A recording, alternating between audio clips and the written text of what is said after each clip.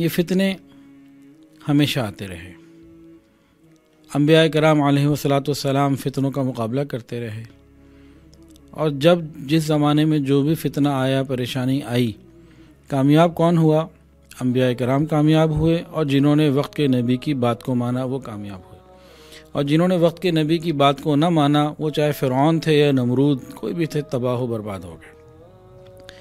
حضور پاک صلی اللہ علیہ وسلم آخری نبی ہیں، آپ کے بعد قیامت تک کوئی نبی نہیں، تو ختم نبوت کے صدقے اور اس کی برکت سے اللہ رب العزت نے یہ کام جو انبیاء کرام کے اوپر ڈالا گیا تھا پہلے، وہ اس امت کے علماء، مشائخ اور نیک لوگوں پر، صلحاء پر ڈال دیا گیا۔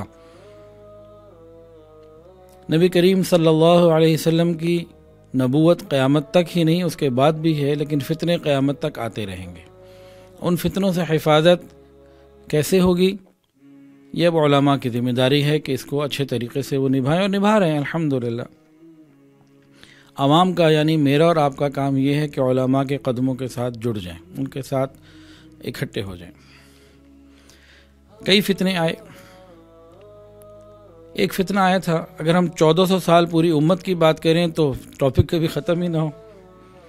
ہم آتے ہیں بر صغیر کی طرف۔ بر صغیر میں مغلیہ خاندان میں ایک فتنہ آیا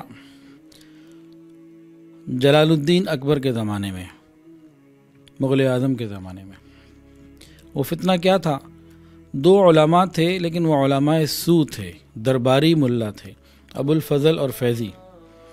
انہوں نے اکبر کو پٹی پڑھائی کہ آپ تو خلیفۃ اللہ ہیں، اور آپ جو ہیں فلاں فلاں ہیں، بہت کچھ ہیں۔ تو دین الہی کے نام سے اکبر نے ایک باقاعدہ دین جاری کیا، اور یہاں ہندوستان میں بڑا سکون تھا، اور سب لوگ سنت کے مطابق زندگی جو مسلمان تھے گزار رہے تھے، کوئی فتنہ نہیں تھا، ایسی خاص پریشانی نہیں تھی۔ تو یہاں انہوں نے ایک تبدیلی پیدا کر دی، اور اس کا سینٹرلائز آئیڈیا، جو سینٹرل آئیڈیا تھا نا، وہ کیا تھا کہ بھئی ہندو رام کہتے ہیں، مسلمان اللہ کہتے ہیں، اور کوئی ایشور کہتا ہے، کوئی کچھ کہتا ہے، کوئی گاڈ کہتا ہے، جو کہتے ہیں، اصل تو وہ ایک ذات پہ تو سب متفق ہیں۔ اب جو تبدیلیاں ہیں وہ نیچے ہیں، ایک اللہ کی ذات پہ یا ایک بنانے والے پہ، ایک پیدا کرنے والے پہ سب متفق ہیں، تو اتحاد ہونا چاہیے۔ تفرقہ بازی کہاں سے آتی ہے؟ نعوذ باللہ ان بدبختوں نے اس کو یہ سمجھا دیا اکبر کو کہ بھئی جب ہم آتے ہیں نا کہ انجیل میں یہ ہے اور تورات میں یہ ہے، قرآن میں یہ ہے، تو ابھی تفریق ہو گئی، اور گیتا اور رامائن میں یہ ہے، تو ان سب کی باتوں کی نفی کرنی چاہیے اور سب کو ایک کرنا چاہیے۔ تو انہوں نے دین الہی کے نام سے ایک دین ایجاد کیا، جس میں سب سے پہلے تو گائے کی ذبح پہ پابندی ہوئی، سود حلال کیا گیا، زنا حلال کیا گیا، موسیقی حلال کی گئی، اور ہندو عورتوں سے شادی جائز قرار دی گئی۔ اس طرح کی بہت ساری چیزیں کہ بھئی ایک اللہ پہ، ایک بنانے والے پہ سب متفق ہیں، نیچے کی ساری چیزوں کو اکٹھا کر دو تاکہ دنیا سے معاملات آسان ہو جائے۔ تو ایک بہت بڑا فتنہ تھا۔ اس کی ایک مثال اور ایک بات اور بھی یاد آ گئی کہ ایک دن اکبر سو رہا تھا، صبح اٹھا تو انہی ابو الفضل یا فیضی، یہ جو تھے درباری علماء، درباری ملا، انہوں نے اس کو کہا کہ جی آپ نہ سو رہے تھے تو آپ کو رات کو الہام ہوا کہ وحی آئی، آپ کو پتہ نہیں چلا، ہم نے لکھ لی ہے۔ انہوں نے پوچھا بھئی کیا ہوا؟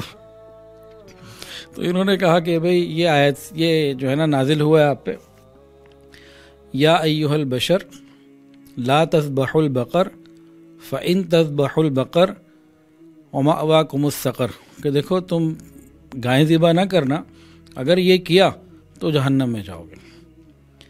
تو اس نے قانون بنا دیا کہ ٹھیک ہے، جب میرے اوپر یہ چیز نازل ہو چکی ہے تو بس یہ اصول بن گیا۔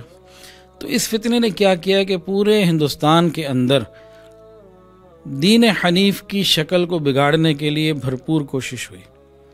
خیر اکبر کے بعد جہانگیر بھی اس پہ رہا، پھر اللہ رب العزت نے یہ فتنہ تھا داخلی، اس پوائنٹ کو ذہن میں رکھیں، یہ فتنہ تھا داخلی۔ اس داخلی فتنے سے امت کو نکالنے کے لیے اللہ تعالیٰ نے داخلی طور پر اندر ہی سے خانقاہ کے ایک مجاہد کو، ایک اللہ والے کو کھڑا کیا، اور انہوں نے اکبر کے اس دین الہی کی دھجیاں بکھیر کے رکھ دیں، اور دوبارہ سے سنت کو ہندوستان میں برصغیر میں جاری کر دیا۔ ان کا نام کیا تھا؟ حضرت امام ربانی مجدد الفسانی رحمۃ اللہ علیہ. اصل نام تو ان کا شیخ احمد سرہندی رحمۃ اللہ علیہ، یہ ان کا لقب تھا. تو حضرت مجدد رحمۃ اللہ علیہ نے یہ کام تنہا کیا اور اللہ نے ان سے یہ کام لیا. تو یہ داخلی فتنہ تھا، اللہ تعالیٰ نے داخلی فتنے کے لیے داخلی طور پر انتظام کیا.